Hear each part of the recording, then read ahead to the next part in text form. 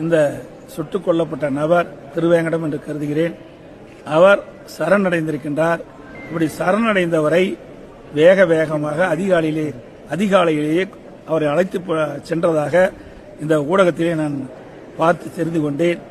ஊடக செய்தி, அந்த செய்தியின் வழியாக நான் அறிந்து கொண்டது, ஏன் அவசர அவசரமாக அவரை அழைத்துக் கொண்டு அங்கே சென்று அவர் மறைத்து வைத்திருந்த ஆயுதத்தை கைப்பற்றுவதற்காக அழைத்து சென்றதாக சொல்கிறார்.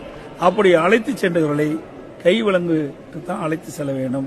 ஒரு கொலை குற்றவாளி அப்படித்தான் கைது செய்யப்பட வேண்டும் என்று விதி இருப்பதாக வழக்கறிஞர் சொல்லுகிறார்கள். அப்படி இருக்கின்ற பொழுது பாதுகாப்போடு சென்றிருக்க வேண்டும். அவர்கள் எங்கே அந்த ஆயுதத்தை மறைத்து இருக்கிறார்களோ அந்த ஆயுதத்தை கைப்பற்றுகின்ற பொழுது இப்படிப்பட்ட சம்பவம் நடைபெற்றதாக சொல்கிறார்கள். இதில் ஏதோ சந்தேகம் இருப்பதாக தெரிகிறது. ஏற்கனவே ஆம்ஸ்ட்ராங் குடும்பத்தினர் இந்த கைது செய்யப்பட்டவர்கள் மீது சந்தேகம் அடைந்திருக்கிறார்கள். உண்மை குற்றவாளி கண்டுபிடிக்கவில்லை என்று அவருடைய